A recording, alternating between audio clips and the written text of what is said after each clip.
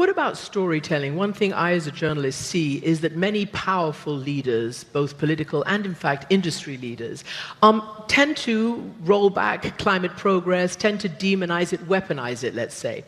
Obviously, they have a vested interest, but do you think there's a dearth of this kind of storytelling that we've heard today, these kinds of positive reinforcements? And I wonder what your view is on that, and what you tell your own young children about climate and planet care.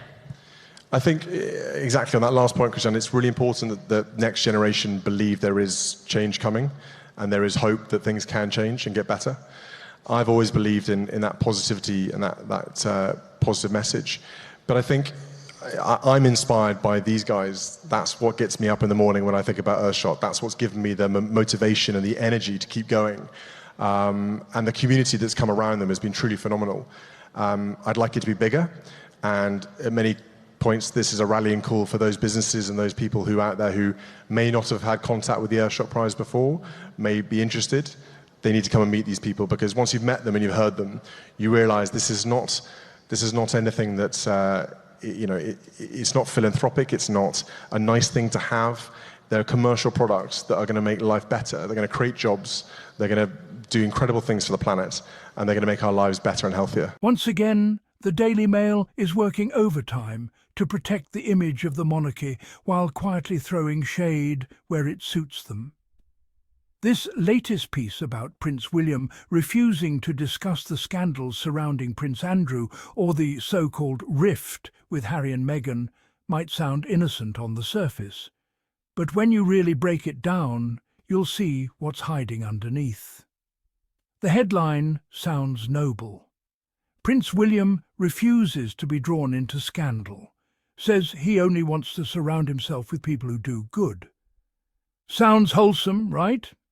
Like he's the calm, dignified royal refusing to engage in family drama. But look closely.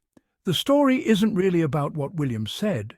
It's about what they're trying to cover up and who they're trying to discredit. Because while the Daily Mail paints William as a man of integrity, focusing on change and positivity, they're carefully distracting the public from two uncomfortable truths. 1.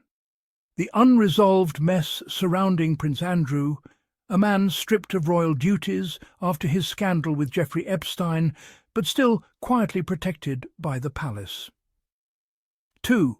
The ongoing double standard in how the media treats Harry and Meghan versus how it treats William. The article quotes William saying he wants to surround himself with people who want to do good.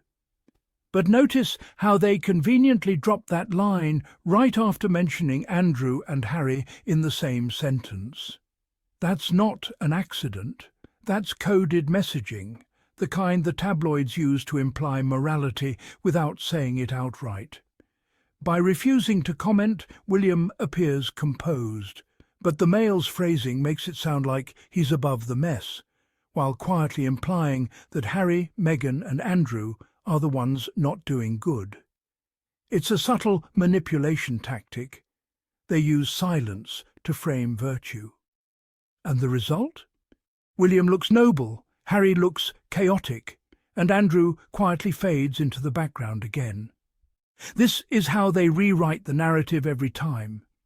They know the public is divided, and so they use soft language, positioning William as the good son, while throwing micro-shade at Harry. Now, let's talk about what's not being said. The entire Andrew situation, the royal scandal they promised accountability for, has conveniently disappeared from the spotlight. The Mail mentions it in one line and moves straight to how William didn't engage. Why? Because engaging means accountability, and accountability means reopening wounds the monarchy wants sealed. They've also used this article to slip in subtle digs at Harry. Notice how they keep repeating the phrase pseudo-royal tour when referencing Harry's trip to Canada. That's deliberate language to downgrade his efforts, to make it sound like he's faking royal duty. When in truth, He's continuing the charitable and service-driven work the royal family should be celebrating. They also highlight how royal watchers praised William for staying silent, unlike Harry. That's classic tabloid framing. They praise silence over honesty. But let's be clear, silence isn't strength. It's strategy. It's how they keep protecting the institution while making the one who tells the truth look like the troublemaker. And here's the real irony. While William says he wants to surround himself with people doing good, look at who was surrounding him that night in Rio. Politicians, ambassadors, celebrities and corporate sponsors, all part of a polished PR spectacle called Earthshot. The same event where he's dressed in Tom Ford while speaking about sustainability. The Daily Mail makes sure to name-drop every celebrity, from Kylie Minogue to Shawn Mendes, turning an environmental summit into a red carpet gala. Why? Because they're selling image, not impact. Meanwhile, Harry is in Canada painting poppies with veterans, kissing the hand of a 91-year-old and helping war heroes heal through art. One brother is connecting quietly with people who served, the other is photographed under spotlights with politicians and pop stars. But guess who gets the glowing coverage? William. Guess who gets accused of seeking attention? Harry. This is what the Daily Mail doesn't want you to see, that the monarchy's PR machine runs on contrast. They need Harry as the rebel so William can be the saint. They need Meghan as the disruptor so Kate can be the peacemaker. They build their brand on imbalance, and every feel-good headline hides a layer of manipulation. When William says he wants to be positive for his children, that's fine. But it's also a reminder that every public statement is crafted to distance him from the controversies the firm created. It's not just about positivity, it's about positioning. And the Daily Mail plays their part like clockwork, amplifying his speeches, glossing over the real scandals, and pretending that refusing to speak equals moral superiority. And here's the deeper layer. This piece also serves as damage control for the royal brand itself.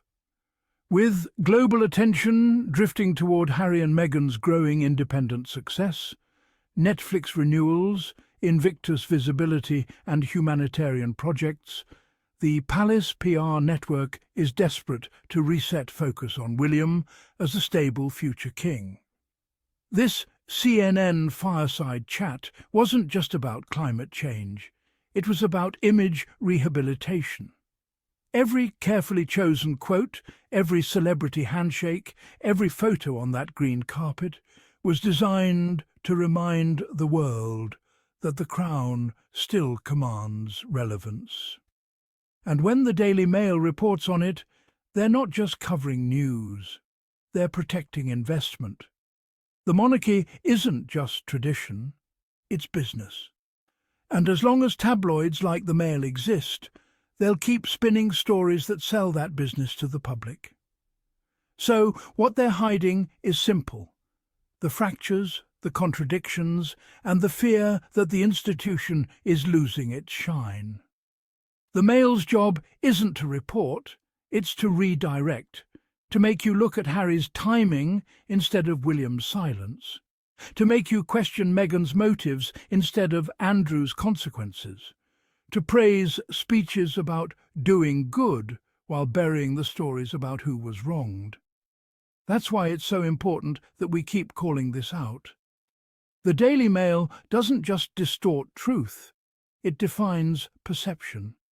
And as long as they keep twisting compassion into controversy and silence into sainthood, we'll keep pulling back the curtain, one headline at a time.